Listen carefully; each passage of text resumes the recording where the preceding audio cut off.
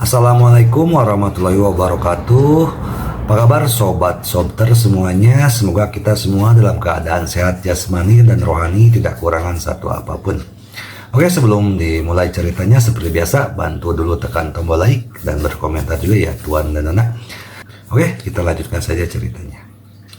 Kamis, tanggal 26 Desember tahun 2024, bab 3350, menambah rasa bersalah pada kejahatan.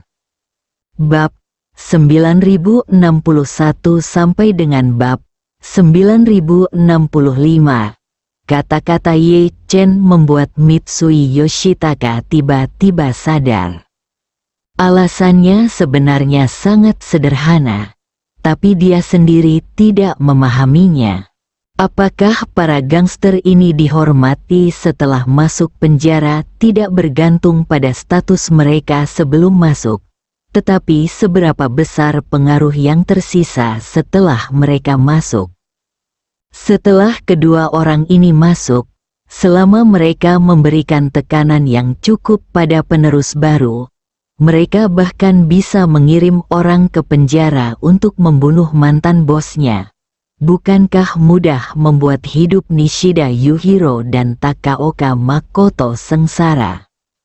Setelah memahami taruhannya, Mitsui Yoshitaka merasa sangat lega, dan kemudian berkata sambil tersenyum, "Tuan Ye benar. Dalam hal ini, saya akan mengabaikan mereka untuk saat ini. Saat mereka masuk penjara, saya akan membiarkan mereka orang-orang menjaganya perlahan-lahan." Setelah itu, dia berkata kepada kepala polisi Watanabe, "Yamaguchi Gumi dan Inagawa akan merepotkanmu kali ini. Kamu harus membuat mereka menderita." Kepala polisi mengangguk dan berkata, "Tuan Mitsui, jangan khawatir. Kali ini mereka berdua sangat melanggar hukum sehingga mereka harus dihukum berat. Saya telah melancarkan serangan darurat kedua bisnis malam ini. Bar mereka, kasino, jalan venue, del, semua bisnis akan dihentikan sementara karena berbagai alasan malam ini dan diperiksa serta diperbaiki." Kapolri, seperti Mitsui Yoshitaka, sangat marah dengan organisasi geng tersebut. Lagi pula mereka berani melakukan hal sebesar itu, sehingga mereka tidak menganggap serius kedua orang ini sama sekali. Tanpa pengingat dari Mitsui Yoshitaka, Watanabe sendiri akan melakukannya segala kemungkinan. Kalahkan organisasi-organisasi ini dengan segala cara.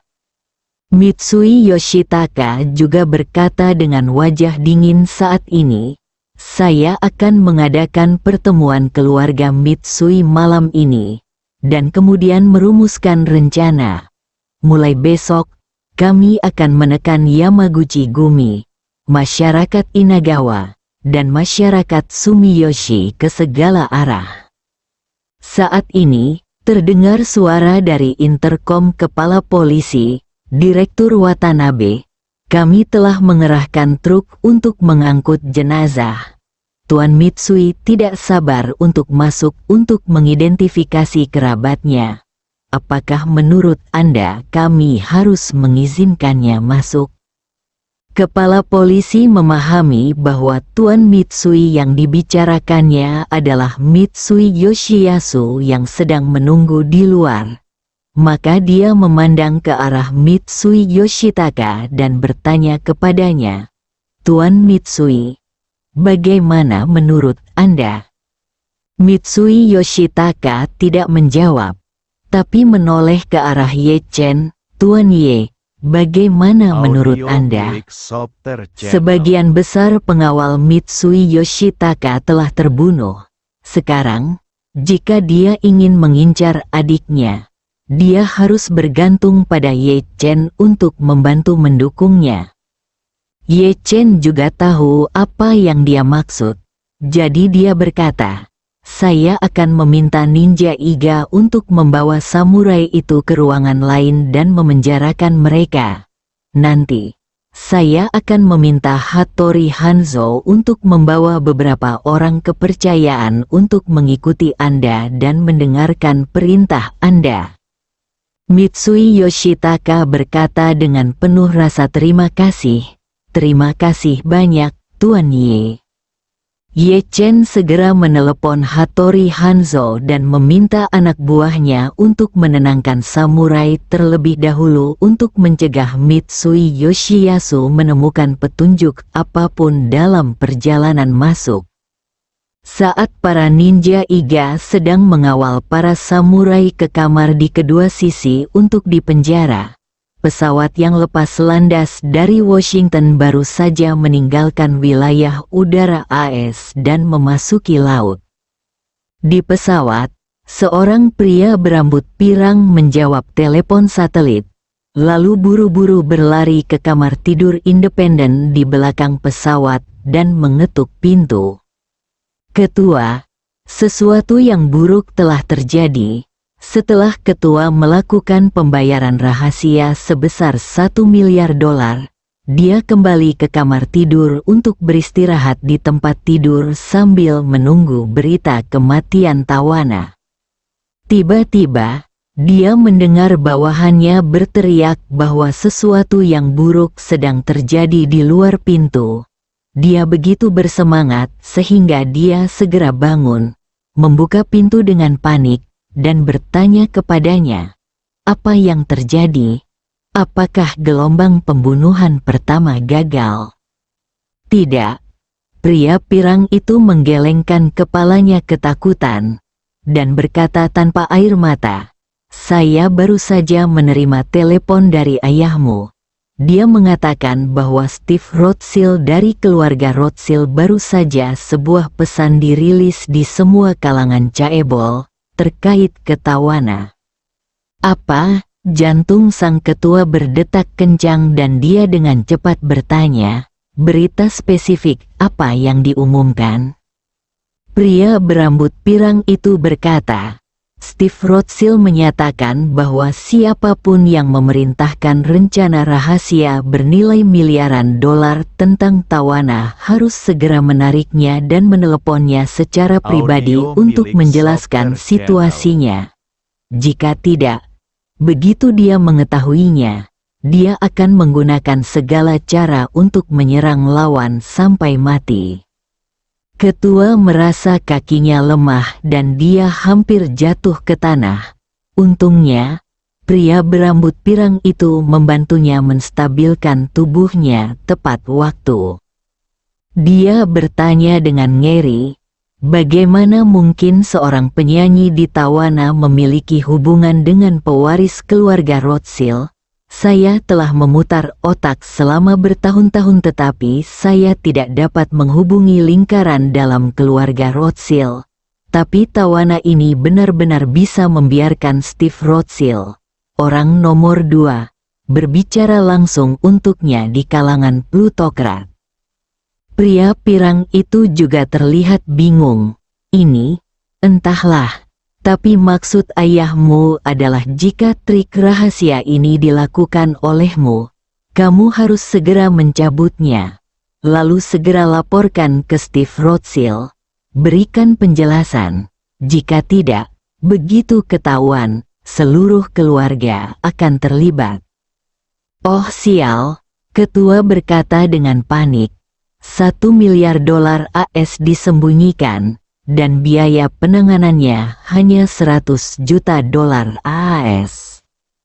Berhasil atau tidak, atau bahkan ditarik di tengah jalan, $100 juta AS akan terbuang percuma. Jika saya menariknya saat ini, $100 juta AS akan dibuang. Selain itu, Steve mungkin tidak dapat mengetahui tentang saya. Bukankah jaringan bawah tanah menjaga kerahasiaan pelanggannya? Jika memang demikian profesional, mereka harus memiliki etika profesional, bukan?" Saat dia berbicara, Dia dengan cepat menghibur dirinya sendiri. Juga, yang kami bayar adalah mata uang kripto. Mata uang kripto ini adalah data di blockchain dan bersifat anonim. Tautan transaksi dioperasikan oleh pejabat mata uang kripto dan jaringan bawah tanah. Dengan perlindungan ganda dari pelindung, Anda tidak akan terekspos bahkan jika kamu memikirkannya, kan? Pria berambut pirang itu dengan cepat mengingatkan, Ketua. Anda tidak boleh mengambil risiko apapun saat ini. Apa yang disebut etika profesional jaringan bawah tanah adalah untuk orang biasa, tetapi tidak untuk keluarga Rothschild. Keluarga Rothschild, jika keluarga bersedia, mereka dapat menggali semua operator jaringan bawah tanah ini, terlepas dari seberapa kuat jaringan bawah tanah itu. Jika operator jaringan bawah tanah ini benar-benar ingin terjebak, keluarga Rothschild dapat melakukannya hanya dengan satu jari semuanya. Bagaimana mereka bisa menjaga rahasia kita sampai saat itu? Saat dia berbicara, pria berambut pirang itu menambahkan, terlebih lagi, mata uang kripto tidak 100% aman. Anda membayar $1 miliar AS dalam bentuk mata uang kripto, yang merupakan jumlah yang sangat besar dalam peredaran mata uang kripto. Mata uang kripto saat ini di pasar, diperkirakan bahwa arah dana miliaran dolar hanya milik Anda. Setelah keluarga Rothschild menemukan cara untuk mengunci Anda melalui hubungan transaksi antara dolar AS dan Bitcoin. Mundur selangkah, Anda bisa bertaruh $1 miliar untuk membunuh tawana. Keluarga Rothschild mungkin bisa bertaruh $2 miliar untuk membunuh Anda. Pada saat itu, Anda benar-benar akan tersinggung sampai mati. Ketua, jika Anda menolak dengan keras kepala, Anda menambah lebih banyak kejahatan pada kejahatan Anda. Bab 3351 Jalan Anjing Liar. Memegang, ketua menjadi pucat karena ketakutan mendengar kata-kata yang menambah rasa bersalah pada kejahatan, dan berkata dengan cemas, kalau begitu kita hanya bisa menarik bunga yang tersembunyi sekarang. Menurutmu bagaimana Steve Rothschild akan menghadapinya?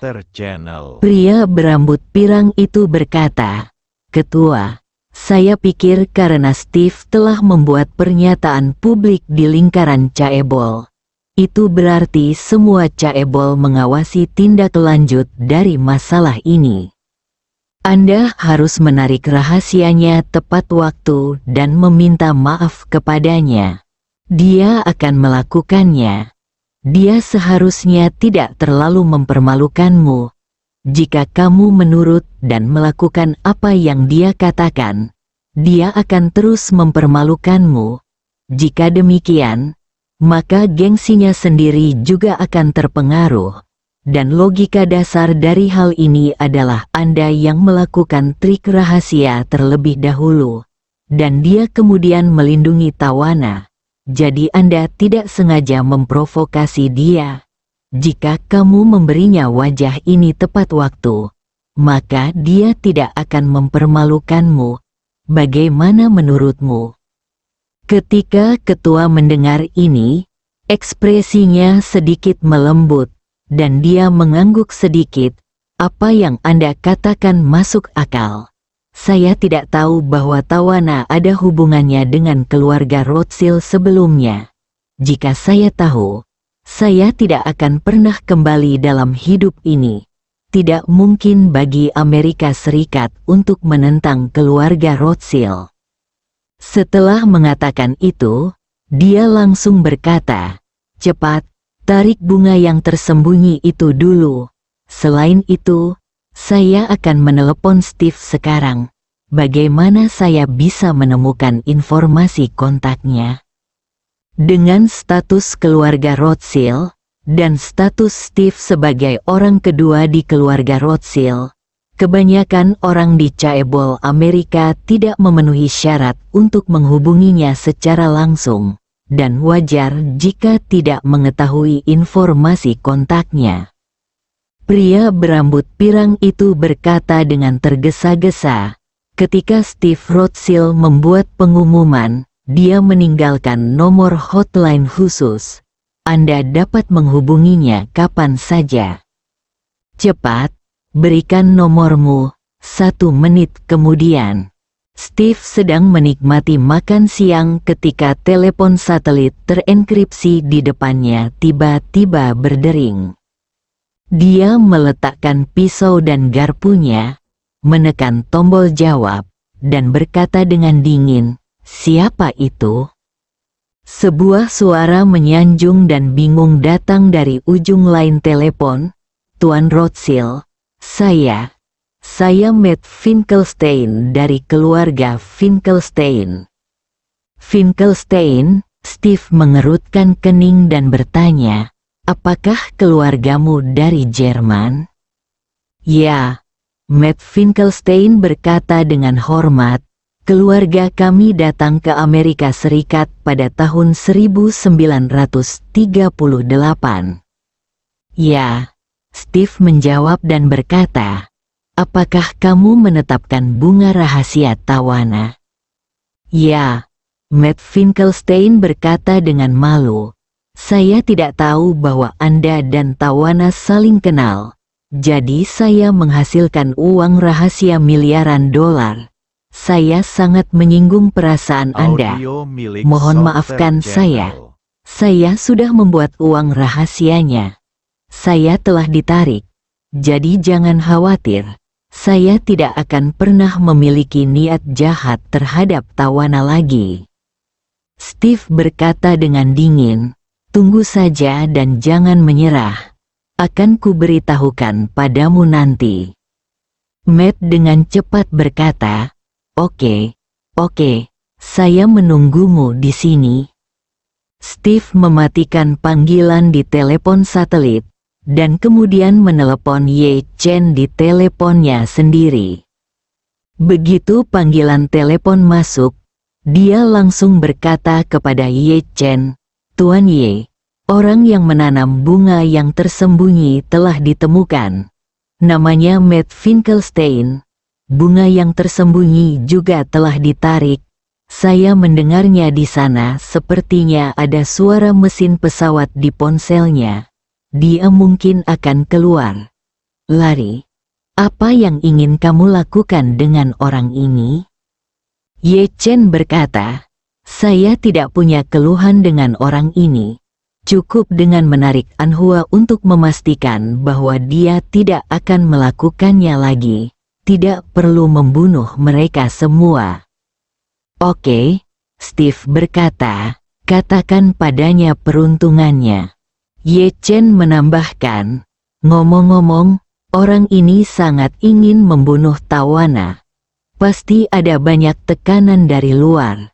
Saya sarankan Anda melindunginya. Ini mungkin sangat berguna di masa depan." Steve berkata, "Tekanan terhadapnya pastilah para plutokrat dan politisi yang biasanya melakukan hal jahat dengannya." Situasi di Washington tiba-tiba berubah. Banyak orang sekarang panik. Mungkin ada hubungannya dengan ini. Orang ini pasti tidak bisa untuk memahaminya. Ini bukan rahasia. Bukan tidak mungkin bagi saya untuk menyimpannya sebagai kartu. Tapi saya tidak tahu apakah dia bisa bekerja sama." Ye Chen tersenyum dan berkata, "Katakan padanya, ketika sekelompok anjing liar yang melakukan segala jenis kejahatan akan ditangkap dan disuntik mati. Tidak ada gunanya anjing liar saling menggigit. Itu hanya akan membuat orang lebih bersemangat untuk melakukannya. Tangkap mereka semua. Membunuh. Saat ini, bukan anjing liar mana yang paling kejam yang akan bertahan, Tetapi anjing liar mana yang diadopsi oleh seseorang? Yang mana yang akan bertahan? Steve terkekeh. Saya mengerti. Tuan Ye, saya akan mengacungkan jempolnya. Jika dia bisa jujur dan patuh, saya akan melindunginya dan menjadikannya sebagai cadangan. Ye Chen bersenandung dan berkata, silakan lakukan pekerjaan itu. Tidak ada lagi yang bisa saya lakukan di sini. Baik, Tuan Ye, kata Steve. Lalu dengan cepat menambahkan ketika dia memikirkan sesuatu, ngomong-ngomong, Tuan Ye, saya akan segera berangkat ke Tiongkok. Saya akan bertanggung jawab atas bisnis keluarga kami di Tiongkok untuk waktu yang lama. Waktu? Markas besar yang baru berlokasi di Jinling. Jika waktunya tiba, saya akan pergi ke Jinling untuk mentraktir Anda makan malam. Dan Anda harus menunjukkan rasa hormat Anda. Lihat apa yang kamu katakan. Ye Chen berkata, ketika kamu datang, aku harus menjadi tuan rumah bagimu untuk menyambut angin. Kapan kamu akan tiba? Sebutkan padaku. Atau beritahu Hong Wu. Aku pasti akan berada di sana untuk itu. Menyambut perjamuan ketika waktunya tiba. Oke, Steve berkata dengan penuh terima kasih. Terima kasih, Tuan Ye. Setelah menyelesaikan panggilan dengan Ye Chen, Steve mengangkat telepon satelit lagi dan mematikan saluran. Di telepon, Steve berkata dengan tenang, Matt, karena kamu tahu kamu salah. Saya tidak akan mempersulitmu dalam masalah ini. Matt Finkelstein di ujung telepon menghela napas lega, hampir menangis kegirangan, dan tersedak isak tangisnya. Terima kasih atas kemurahan hati Anda, Tuan Rothschild yang terhormat. Steve berkata, ngomong-ngomong, kalau kamu begitu ingin membunuh Tawana, pasti ada orang lain yang menekanmu, bukan? Ya, Matt Finkelstein menghela nafas dan mengeluh. Sejujurnya, Tuan Rothschild yang terhormat, jika rahasia yang diketahui Tawana terungkap, banyak orang akan membunuhku. Steve tersenyum, memikirkan kata-kata Marvin, dan berkata, mereka menginginkan hidupmu. Bukankah kalian melakukan segala macam hal jahat di hari kerja? Dan kemudian kamu mulai memakan anjing ketika kejadian itu terungkap? Ya, kamu benar. Matt Finkelstein tidak berani menyangkalnya, jadi dia hanya bisa mengakuinya dengan jujur. Steve tersenyum dan berkata, saya dengar di sana cukup berisik, di pesawat, kan? Sejujurnya, sudah agak terlambat untuk melarikan diri sekarang. Saya sarankan Anda kembali dan datang ke New York. Saya akan meminta seseorang melindungi Anda. Jika kapanpun saya membutuhkan Anda untuk mengungkap rahasia itu, selama Anda bekerja sama dengan jujur, saya dapat membuat Anda tetap hidup.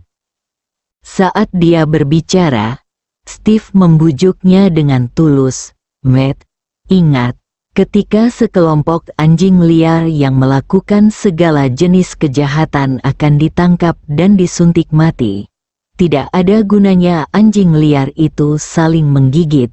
Gila seperti ini hanya akan membuat orang semakin bersemangat untuk menangkap mereka semua dan membunuh mereka. Oleh karena itu, saat ini, anjing liar manapun yang diadopsi akan selamat.